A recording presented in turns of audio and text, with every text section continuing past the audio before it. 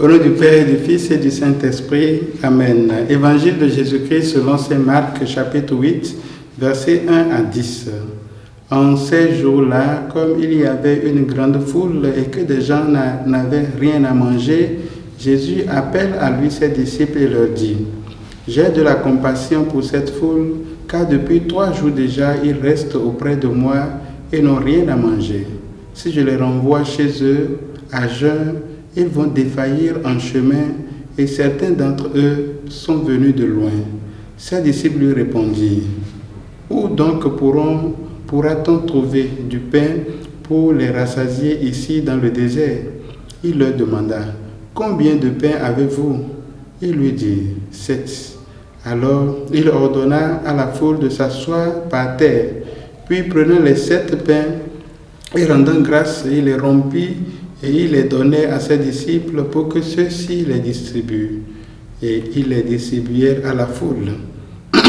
Ils avaient aussi quelques petits poissons que Jésus bénit et il fit aussi distribuer. Les gens mangèrent et furent rassasiés.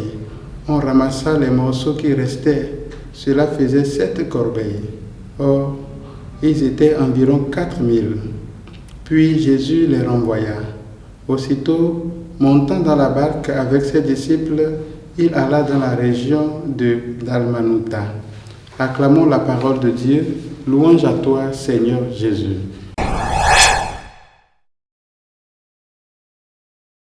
Bénissons le Seigneur en ce samedi 13 février.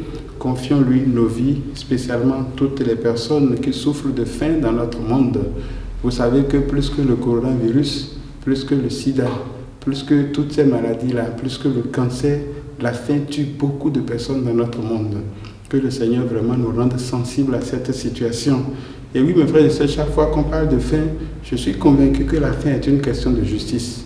Si les hommes avaient un peu de justice dans leur cœur, personne ne mourrait de faim parce que Dieu, il est bon. La terre qu'il a créée, les hommes auxquels il a donné vie, il a mis sur cette terre suffisamment de choses pour que tout le monde vive. Malheureusement, certains prennent la majorité et d'autres doivent mourir de faim. Que le Seigneur nous rende justes et capables d'avoir de la compassion comme lui. Donc, ce que nous devons comprendre, c'est que chaque fois qu'il s'agit de faim, nous devons savoir que la justice est mise en mal.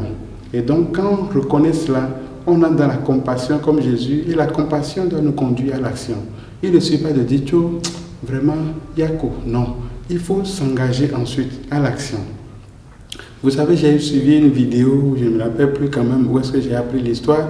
On dit que quelqu'un disait que lorsque dans nos églises, les fidèles ont des problèmes, on dit, bon, on va mettre ça en prière. Mais quand c'est le pasteur ou bien le prêtre qui a des plans, on dit, maintenant on va cotiser. Vous voyez, non ? Donc c'est ces attitudes-là que nous devons essayer d'améliorer dans notre vie. Toute vie a une valeur et toutes les vies se valent. Et nous devons nous engager à faire en sorte que tout le monde ait une vie digne. C'est pour cela que Jésus ne laisse pas ses disciples distraire. Il a compassion, il dit, nous devons leur donner à manger. Ah mais où est-ce qu'on va trouver ? Ces questions-là sont secondaires. Ce qui est plus important, c'est la compassion et l'action envers celui qui a faim. Et donc Jésus dit, la deuxième chose, ce que nous avons, si nous ne le partageons pas, ça ne devient pas beaucoup. Parce que dans la foi, il y a plus de joie à donner qu'à recevoir. Et la dernière chose à dire aujourd'hui, vous avez constaté, Jésus veut nourrir. Mais qu'est-ce qui se passe ? Qui a donné aux disciples les 7 pains et les quelques morceaux de poisson ? C'est Dieu lui-même. Donc tout bien, tout ce que nous avons nous vient de Dieu. Que ce soit beaucoup, peu, ça nous vient de Dieu. Mais ce qui nous vient de Dieu, si nous ne savons pas remettre à Jésus, ça ne peut pas satisfaire les gens. Donc Dieu donne, nous recevons, nous redonnons à Jésus qui bénit, qui multiplie, qui nous redonne pour que nous soyons rassasiés. Mais rassasiés autrement, ce n'est pas seulement notre ventre, notre corps qui a besoin d'être rassasié, c'est tout notre être qui a besoin d'être rassasié. Et ça là, c'est Jésus qui le fait grâce à son esprit.